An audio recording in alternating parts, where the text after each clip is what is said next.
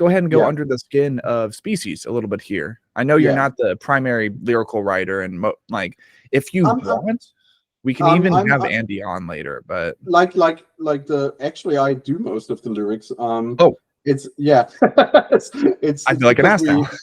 No, it's the thing is, as I said, I'm very bad with finding new stuff or coming up with new stuff, but I'm very good at taking an idea and remodeling it into something proper.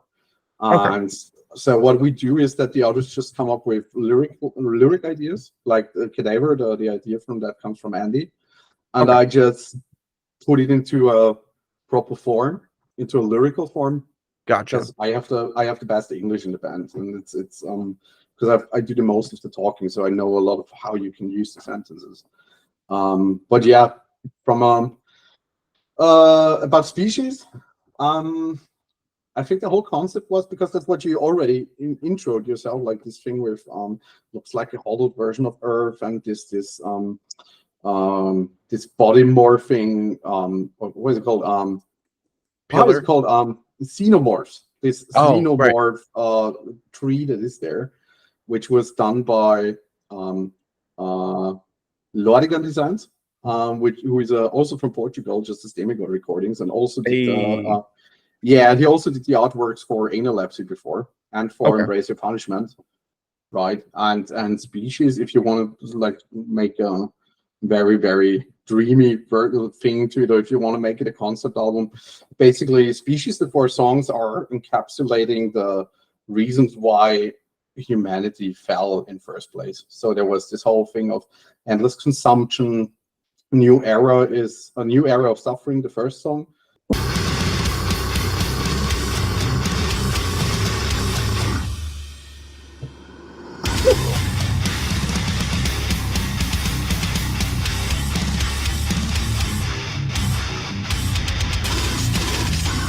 Oh yeah.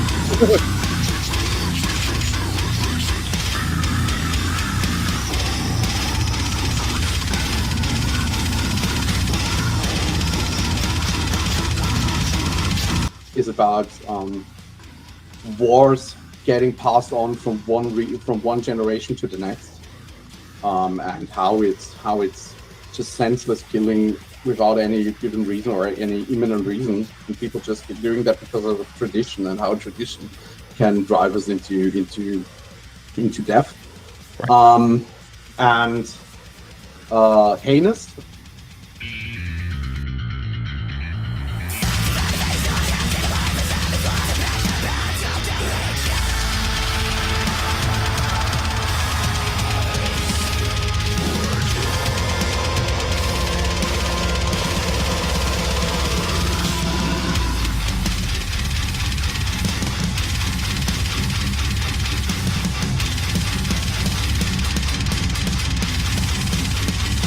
Is about how it's basically a criticism of Christianity, which is not too.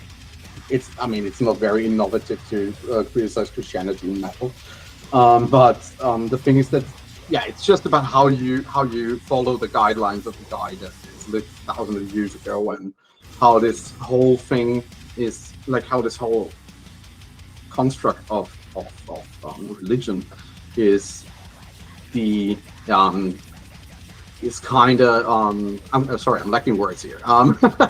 It's kind of like absorbing the whole individual of a person into an endless void that you just become a part of, and how you just give yourself up into this void. And Nietzsche talked about this void, which is also like this basis for nihilism. And there are two, if you want to summarize it very simple, there are 2 approaches to nihilistic views, which is one that is I don't matter because we all don't matter, so it doesn't make sense to do anything, and this is basically just a very depressed, edgy view on it. But Nietzsche kind of defined it that by acknowledging that God is dead and that we don't matter, or that God doesn't matter, we also have the power to define what we can do, and nothing is pre-written. And basically that's what Heinous is about. Okay. And Forsaken are kind of from a view like that, because what is it? Cadaver, for example.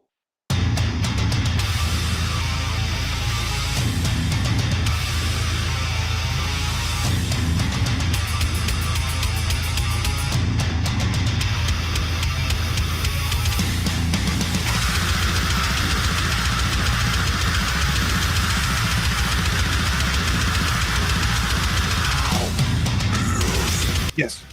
Is mostly about, like, I'm a vegan for 5 years now, and I just want to, I'm really into animal rights and all that, and I also do charity shows here in Vienna. And we, you know, it's the whole lyrics is just about how this unhinged consumption, and Yes. how we are taught to do so, and how we are taught that's striving or aiming for endless consumption and economic power. Yes. Is just pressed into us. We'll just kind of, on one part, you will just kind of thrive on the suffering of weaker, maybe people who are wage slaves, as you say, as people call it, or whether you are an animal that just gets abused for being a commodity, or gets treated as a commodity. And you can only thrive on their suffering, and at some point there is nothing left to exploit. And basically that's what the whole song is about. And I don't know if you watched the video where we all start throwing up and we vomit onto the table and all that. It's basically, on one hand, we just wanted to make a funny video. It was just about shits and giggles. It's just very trashy. It's me actually throwing up. Like, if you see that, that's actually from the bottom of my heart. But it's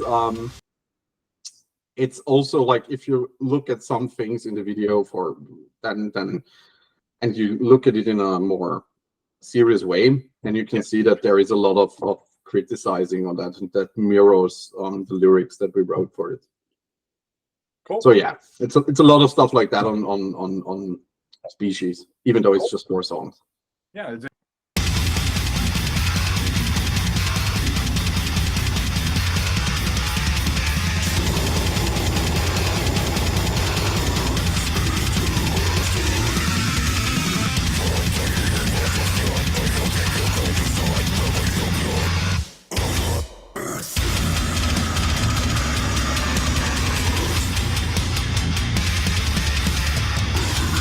Forsaken is just the song was basically this people just discovering this earth that is hollow. And yeah, honestly, in Forsaken there was not much thought behind it. It was just, initially, as a project title, it was called We Are Back, because that was the first song we wrote, and I was like, yeah, we have to do some lyrics on that, let's get cracking. Fair So enough. yeah. Okay. Well, in that case, after conducting a lobotomy for Species, and after us concluding the first half of the podcast session, talking about bands that inspired all of the members in Pray for Pain, what distinguishes Species from other iconic records, or in this case EPs, relevant to Death Groove, in your own personal opinion? I think that we have a very, very chill, like, we have this formula of, yeah, it's technical, but it should never be too much. Like, if we would have let Mani, from his early stages of writing, if we would have just let him go like that, it would have been something like Beneath the Massacre 2.0. And we didn't want to go for that, because we love Beneath the Massacre, but it's just too stressful most of the time. Yeah. And so I think what we do is that we take this feeling you get from listening to those very, very technical releases, but without overwhelming everyone. Like, we give you that break, but the break is actually the next slamming part, or the next heavy part, that you just need to go throw shit around. Yeah. And I think it's, if you want me to, like, if I say, like, what's the difference to other, or what distinguishes Species, is that I think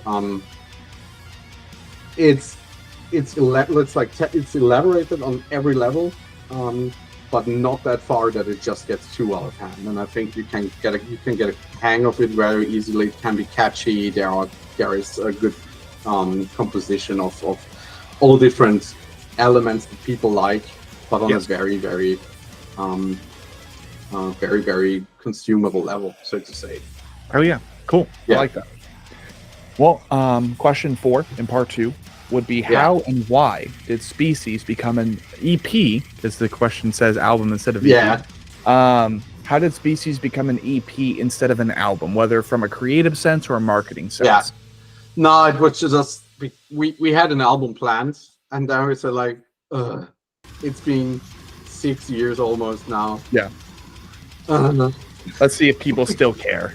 No, it was like we didn't even care about the people. Like we loved every feedback that we get, but we were just like, please, we need to release something. We want to make, we want to finish that shit. We have like way more songs waiting in the back already, which we're working on an album for next or like ideally I plan to make an album for next year. Okay. Cool. But we were just back in town. Yeah. No, but it's like we just holy shit, we just wanted to have this EP out because we couldn't bother putting so much energy into it anymore. Yes. So we said we just realized if we would keep going with an album, we would know that we would rewrite the whole shit again. Yeah. It wasn't really a marketing decision or something. It was just, please, for the love of God, please just let us be. Please, we wanted the songs to go away from us finally. Yeah, so, separate yourself from like having to invest in studio and financially into something like so small as well. Because like EPs, they don't really push as much as albums do. That's just the bottom line. So it's like we might as well get out them so much. Yeah, we might as well get out this bag of chips before we bring on the burgers. Okay.